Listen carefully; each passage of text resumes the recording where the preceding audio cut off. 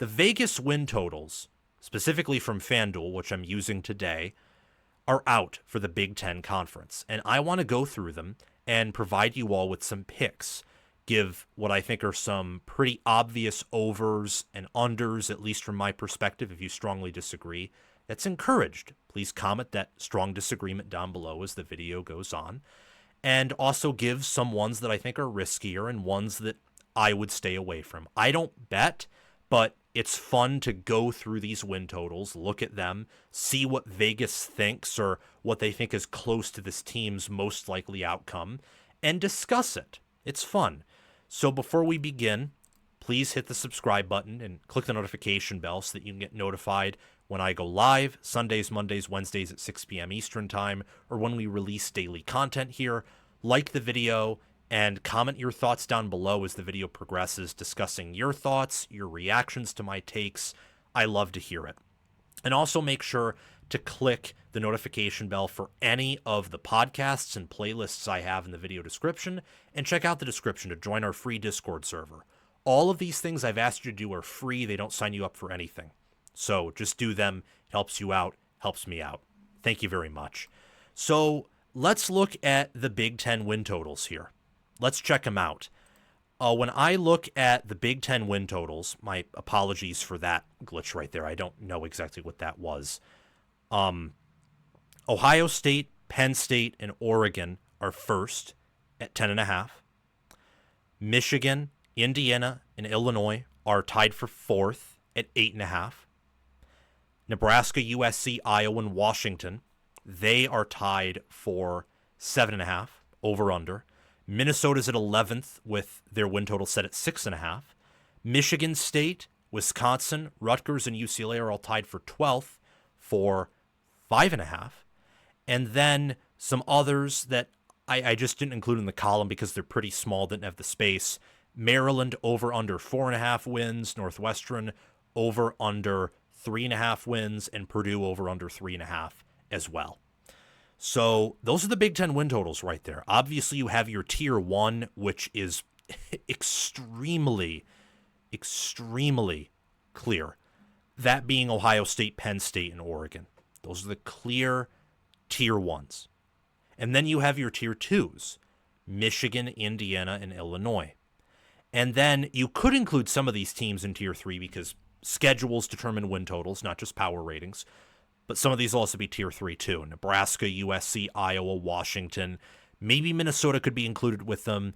Minnesota's schedule's weird. They have 2 guaranteed losses essentially, but then 10 games where they could win, and I think 2 or 3 of those games, if not 4, are guaranteed wins. So somewhere in between 4 to 10 wins is Minnesota's range, and I think that's why their win total is weird and isn't really grouped with anyone else's. It's just kind of out there on an island, especially when you factor in awesome defense, lack of a returning QB, he'll be a redshirt freshman who starts, and also lack of talent, but Fleck has tenure and knows how to develop players. So that's one I wanted to point out there, and that's one I'd actually stay away from. Some easy ones, easiest picks in my mind, are Penn State going over, Michigan State going over, USC going over. And the easiest unders in my mind are Illinois, and I debated this one, but I also think Ohio State is in my mind a pretty good under pick, and I'm going to explain why for all of these. For Penn State, it's essentially a 2 or 3 game schedule. I would say 3 games. You have the road game at Iowa and the home game against Indiana, where Penn State is much more talented than those teams, but those teams are good enough to where Penn State, in a very unlikely way, but still possible, could lose to them. So you can merge those 2 into one game. Then they have Oregon at home, Ohio State on the road. It's really a 3-game schedule because one of the Iowa or Indiana games will probably be a very easy win, and I don't think either of those teams match up with Penn State. So in the most negative way, Penn State plays a 3-game season. In the most positive way, they play a 2-game season. Depending on how Oregon reloads or doesn't and what Penn State gets better at, they could really have a 1-game season against Ohio State on the road. Penn State matches up well with Oregon. They're tremendously better than everyone else on the schedule outside of Oregon and Ohio State, at least in theory. They have essentially 9 guaranteed wins, and they're probably going to beat one of Oregon or Indiana, given both are at home. Have a much better chance of beating both than beating none. Ohio State is their biggest game. That's pretty obvious. And I think with how much they return, they're in the 60s in returning production. The only other Big Ten programs that can say that are Michigan, Indiana, Illinois, Nebraska, Wisconsin, Rutgers, Michigan State, and then maybe some of the lower level, sub 5 win total teams. No one in Penn State's win total class, Oregon or Ohio State, has their returning production. And Michigan, Indiana, and Illinois, there's a reason, even when some of them have some very workable schedules, like Michigan and Illinois, and I don't think Indiana's is as hard as some make it out to be, they're a full 2 wins lower for a reason, guys. Full 2 wins lower. So Penn State, I think, is an easy over because they should have the number 1 QB in the Big Ten, definitely have the number 1 offensive line. They have Jim Knowles at DC, who's a huge upgrade, and Kotelnicki at OC. It's the best coordinator duo in football, and I think that's a unanimous opinion. They return a lot. They have some first-round NFL talent already. Wonderful developmental program.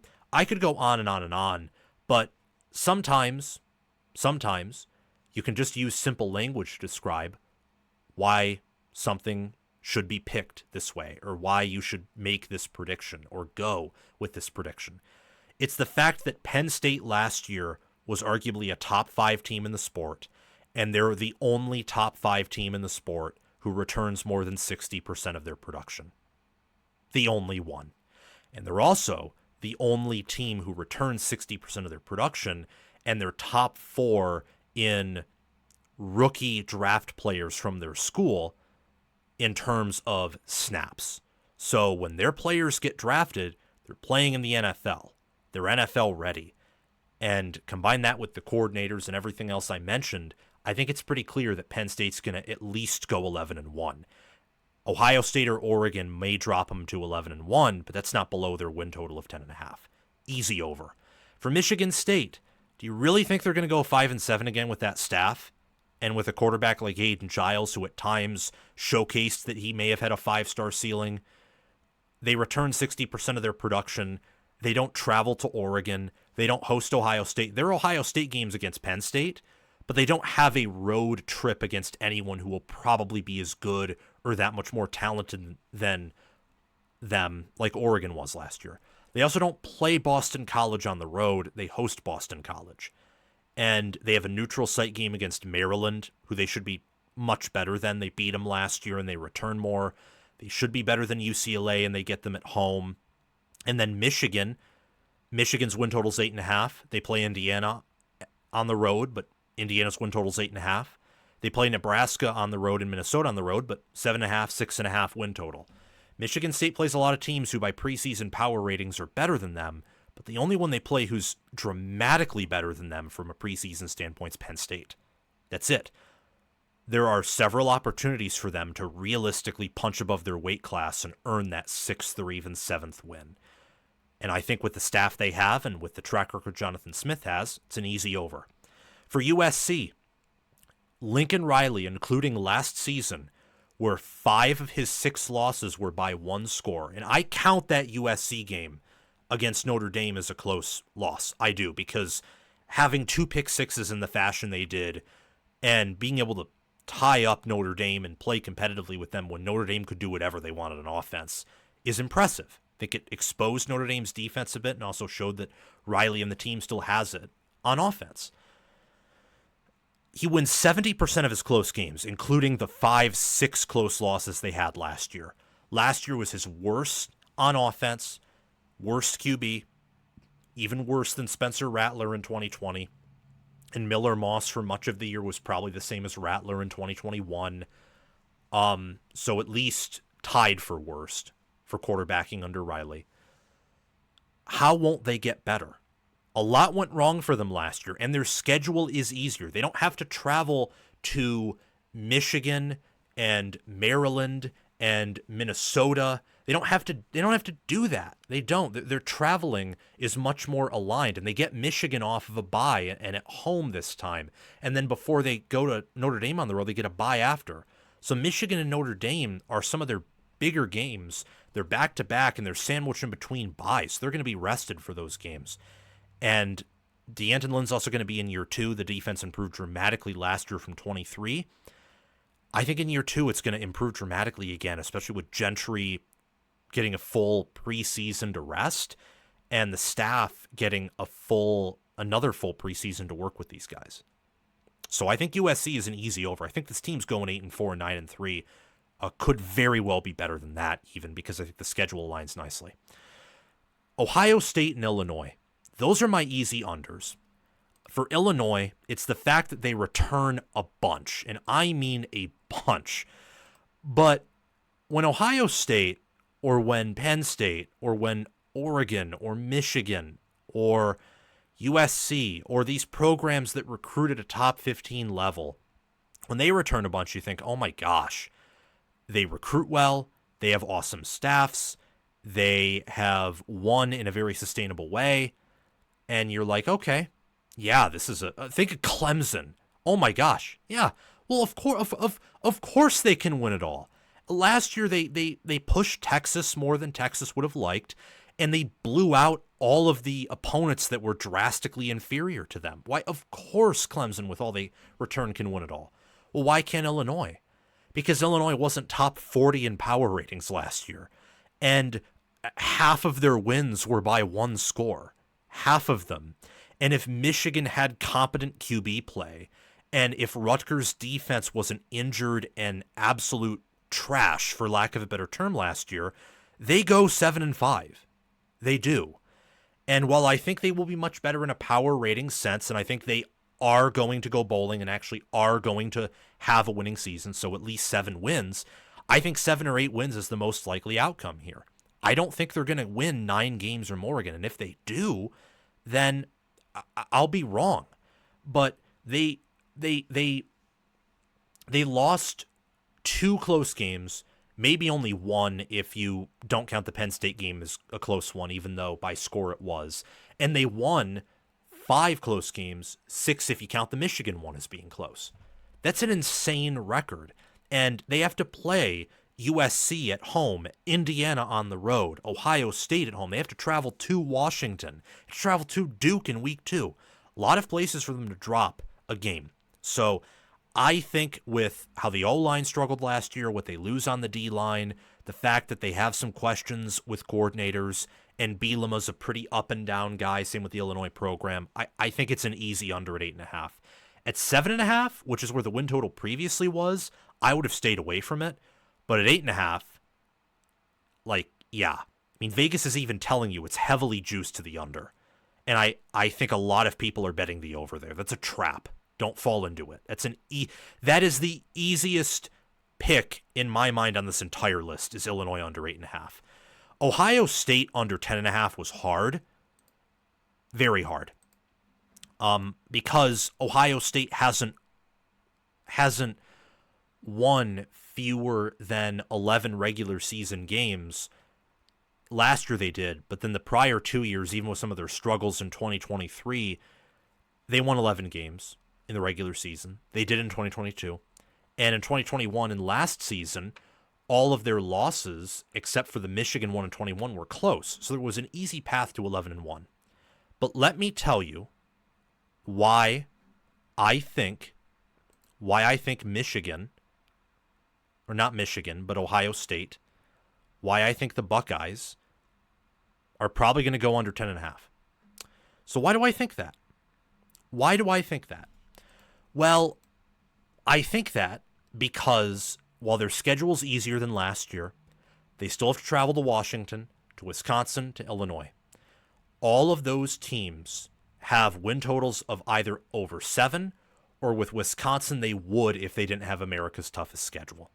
Number 2, they play Penn State, who is consensus preseason number 1, or consensus number 2 or number 3. They're consensus top 3. Texas, Penn State and Ohio State are the consensus top 3. Clemson is only outside of that because some people rank them much lower than even 5. Like, some people just aren't buying it. They face 2 consensus top 3 teams. Both return anywhere from slightly to a good amount more experience than they do, and both have recruited the trenches better than they have. They have not recruited better at wide receiver, but in terms of game control, Texas and Penn State are more talented in aggregate on the line of scrimmage than Ohio State is. Texas gets them early. They've also had problems against Michigan, and they're starting a redshirt freshman quarterback. Even if they win one of those games, and the odds say they will, that's why it's 10.5 wins right there. Do you really think that a team that loses as much as they do, that loses the best defensive coordinator, that is starting an offensive coordinator in Brian Hartline, who hasn't called plays before, at least consistently, and their blue chip ratio on the O-line is below 50% for the first time in forever. Everyone's talking about this O-line, a top 10, top 5. Nothing in the playoffs said that last year. It said it was a good unit for college football with a wonderful supporting cast. If they had an elite O-line in the playoffs last year, they would have blown out Texas. It would have been a 30-point win. It would have looked exactly like Tennessee. It would have looked exactly like that, but it didn't, because Texas could cover, and on top of that, Texas could stuff the run. It's why Ohio State only had 2 drives where they could sustainably get a touchdown. All that being said, I'm lower on Ohio State than some people are. Surprisingly, I'm higher on them than a lot of national analysts are, which scares me a little bit. But they went 10-2 last year, and in another universe, they go 9-3 because they had 2 close losses, but also 2 close wins. With how much they lose, the newness at quarterback, not just the newness in terms of not much production there, but newness in the sense that you're going from basically a graduate dual threat QB to Julian Sayin, a redshirt freshman. And the fact that they're losing all they do on the D-line and what they lose in parts at linebacker and the safety spots at set of downs, and they have new coordinators, makes me think that between Texas, Penn State, and Michigan, they're losing 2 of those games. And let's say they beat 2 of them. Well, how do you know they won't lose to Washington on a long trip, or Illinois, or maybe Luke Fickell gets his big win when he played Ohio State competitively in 2023, or maybe Ohio State loses all 3 of their big games, or they win one of them, lose 2, and then they lose to some random team, which I think that's the least likely outcome, because Day doesn't lose those games usually. The point being, this will be a national title contender. This is definitely a team that at the end of the year will be top 8, top 6, if not guaranteed top 4 in power ratings. However, all that being said, combining what they return in coaching staff, in roster, how they've recruited over the past few years, how they've developed, results on the field, and the fact that, look, I've picked Michigan to lose to Ohio State 3 out of the past 4 years. Ohio State's 0-4 in that game. And last year was the worst game plan I've ever seen. And I don't think Ohio State, this is actually a big reason why I'm picking them to go under, is that whole thing with Michigan, on top of the fact that they start the year with Texas, who has more proven experience at QB, more returning on defense, more staff continuity, and also has recruited O-line better. So that will close the gap between Ohio State's massive experience gap on the O-line over Texas. Michigan's a problem, and I don't think the current narrative around that game helps Ohio State. It hurts them. If you want Ohio State to beat Michigan and overachieve in that game and get a guaranteed win on their schedule back, you got to stop telling them the only reason they lost was due to cheating. But that will never happen. It'll never, ever happen. They're going to have to overcome that on their own. And that, on top of what I think are facing 2 teams in Texas and Penn State that are better than them, means I think they're going 10-2. They're going 10-2. And I think they have a better shot at going 9-3 than undefeated, given the current state of super conferences. I mean, the only team in football who I think has a better shot at going 12-0 than 9-3 is Penn State and maybe Clemson. I don't think that anyone else outside of those teams and maybe Texas has a better shot to do that. Georgia doesn't. Georgia's a much better shot of going 9-3 than 12-0. Much better. Much better. So those are my easy overs and easy unders. Some tougher but confident picks. I think Michigan and Indiana at least go 9-3. Michigan has a floor of 6-6, but a ceiling of 11-1, 12-0, and their schedule's pretty workable. Viewed by Kelly Ford rankings, shout out to him, great work on Twitter, as the easiest schedule in the Big Ten. Indiana returns as much as Michigan, and they fielded a much better team last year, and they have a much better staff. So even though they have a harder schedule than Michigan, the superior staff and I think superior starting roster means they're going to be a better team than Michigan, which compared to the tougher schedule means they'll probably go at least 9-3. You look at the unders. I think Oregon's going under 10.5. It's similar with Ohio State. Very similar. With Oregon, I don't understand how you can have the defensive performance you did in your final 2 games. You retain Tosh Lupoy. You lose your NFLD tackles. You lose a lot in the O-line. You lose a lot in secondary, which I think the secondary losses are addition by subtraction. The advantage Ohio State and Oregon have is their talent in terms of losing players, but the advantage Oregon has over Ohio State is Ohio State's just trying to tread water with their roster because they're already there. Oregon's still getting better in building their roster, so they can make addition by subtraction moves in more ways than most teams who recruit at top 5 level can, because they're still arriving. But Oregon still loses a bunch. And I don't have the same faith in Dante Moore that I do in Julian Sayin, because I think Day's reputation with quarterbacks gives him more benefit of the doubt than Oregon with Will Stein. And that wide receiver room with Stewart being injured, they're going to have someone step up. I think that's going to be DeCorian Moore. I think he'll be amazing. But with how much they lose and the fact that they're in a transition period, Texas, Ohio State, Alabama, and Georgia have already arrived at the fact where they can reload if their staff plays their cards right. I don't quite know if Oregon's done that, and they have to get Penn State and Indiana early. On top of that, they have a road trip to Iowa, and they have some other games where I just look at it and I think to myself, like, they play Rutgers on the road. What if they have their worst game of the year on the other end of the coast and Rutgers has their best game of the year?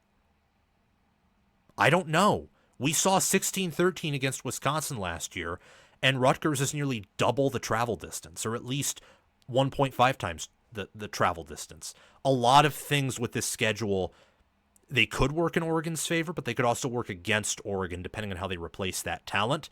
So I'm confident that Oregon's going 10-2 and not 11-1. Stay away from Nebraska, Minnesota, Wisconsin, Rutgers, and everyone else below them, UCLA, Maryland, Northwestern, and Purdue. Stay away from them. Just do not touch them. Nebraska could win 10 games because it's Rhule's 3rd year, and they have Rhule paired with Holgorsen, and I think they finally have a good O-line. They could also go 6-6 again or 7-5 because they have a ton of questions on defense, and Dylan Raiola, while he's very talented, it might take him more than another year in college to become the superstar that the recruiting rankings said he's going to be. You look at Minnesota, awesome defense, but they have 2 guaranteed losses, and I don't know what their O-line or QB situation looks like. I'm confident they're running backs, but they lost their best offensive tackle, and they go from Brosmer, a vet, to an inexperienced guy in Drake Lindsey. Wisconsin is a very tough schedule. So they could be top 25 or even top 20 in power ratings like Florida was last year and go 5-7 or 7-5. In any of those records that's over/under, just stay away.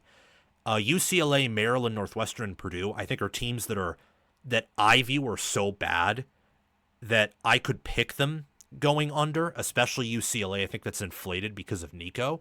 But they could also go over because they have just enough talent and some of them have just easy enough schedules to where they could sneak out a few wins. And Purdue, I would say under at 3.5 intuitively, but losing 9 games is a lot of losses with what I think is a massive staff upgrade. I could see them getting to 4 or even to 5 and winning close games. I could see that.